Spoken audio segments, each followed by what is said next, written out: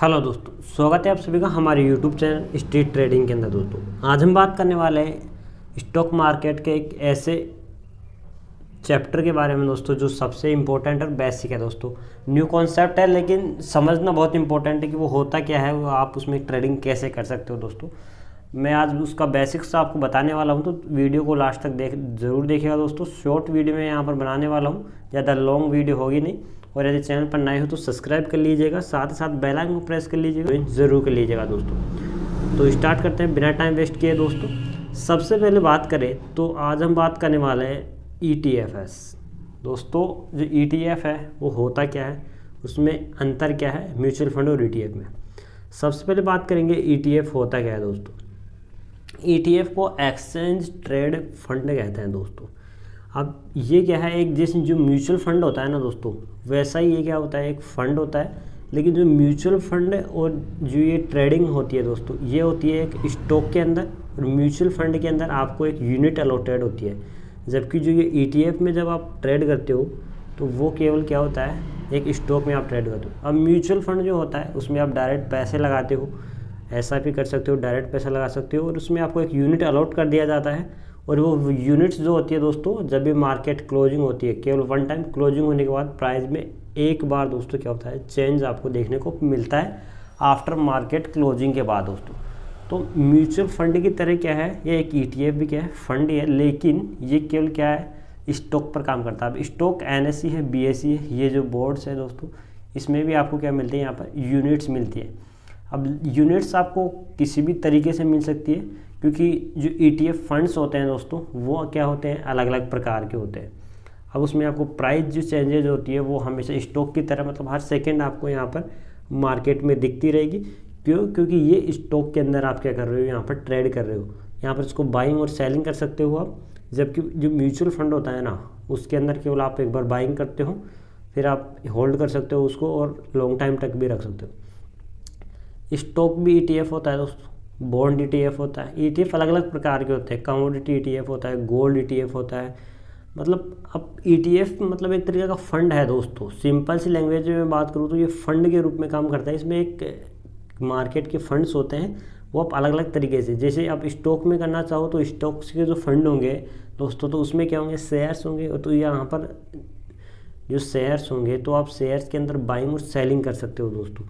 और अब यदि गोल्ड का ETF आप ख़रीदना चाहते हो तो क्या करना पड़ेगा, आपको गोल्ड भी खरीदना पड़ेगा।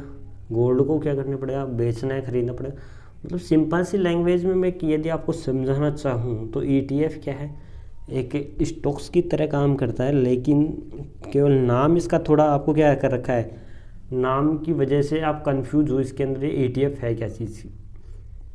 जैसे केवल बस इनका अंतर ये है कि इसका मैनेजमेंट फ़ीस अलग अलग होता है, इनमें फ़र्क है दोस्तों।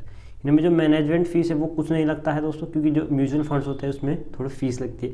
क्योंकि इसके अंदर जो शेयर्स को क्या होता है, बायर से ख़रीदना पड़ता है, बाइंग या सेलिंग। जो कि जो ब्रोकरेज होते हैं दोस्तों, ब्रोकर्स होते हैं, वो जो डायरेक्ट आपको शेयर्स और को बाइंग सेलिंग करने के लिए ब्रोकरेज लगता है, जो टैक्स लगता है, उसी के रूप में यहाँ पर फ़ीस लगती है। जबकि जो फंड्स होते हैं जिसको हम म्यूचुअल फंड कहते हैं, उसके अंदर अलग से जो चार्जेस लगते हैं, जो टैक्सेस लगते हैं, वो उसमें अलग से नहीं लगते। इनका अंतर ये एक इम्पोर्टेंट डिफरेंस ये है दोस्तों ETF का। तो ETF को समझना बिल्कुल आसान है। आप इसमें डायरेक्ट क्या कर सकते हो, इन्वेस्ट कर सकते हो स्टॉक मार्केट से।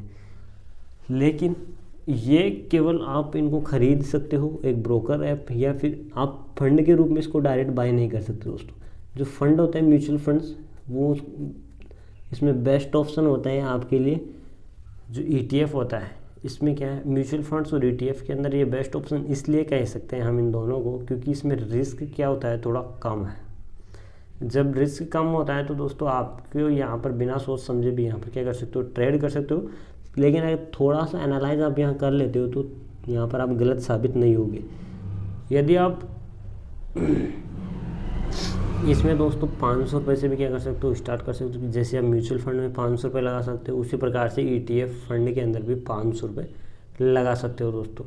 और यदि आप डेली सेविंग करते हो, एक आप अच्छी खासी सेविंग यहाँ पर कर रहे हो, तो एक जो पैसा होगा आपका, वो ETF हो या म्यूचुअल फंड हो दोस्तों, अच्छा खासा क्या कर सकता है, ग्रो करेगा। क्योंकि लॉन्ग टर्म के अंदर यदि आप म्यूचुअल फंड में लगाओ या फिर कोई से भी बॉन्ड हो दोस्तों, चाहे ETF का बॉन्ड हो, तो लॉन्ग टर्म में हमेशा पैसा क्या करता है, बढ़ता ही है। यदि आप शॉर्ट टर्म में करने की कोशिश करोगे तो आप क्या करते हो, थोड़ा रिस्क यहाँ पर आपके पास होता है दोस्तों। तो शॉर्ट टर्म में मार्केट फ्लक्चुएट जरूर करता है, लेकिन लॉन्ग टर्म का जो होता है मार्केट हमेशा क्या करता है, बढ़ता है। इसलिए ETF हो या फिर म्यूचुअल फंड्स लॉन्ग टर्म में इन्वेस्ट करोगे तो अच्छा खासा प्रॉफिट हो सकता है। आप दोस्तों जो नेक्स्ट देखेंगे हम वो देखेंगे PMS फंड दोस्तों।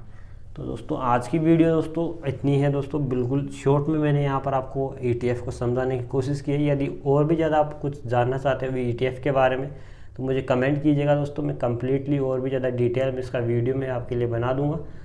तो दोस्तों आज का वीडियो कैसा लगा कमेंट सेक्शन में ज़रूर बताइएगा। साथ ही साथ यदि चैनल पर नए हो तो सब्सक्राइब कर लीजिएगा, बेल आइकन को प्रेस करना न भूलिएगा दोस्तों।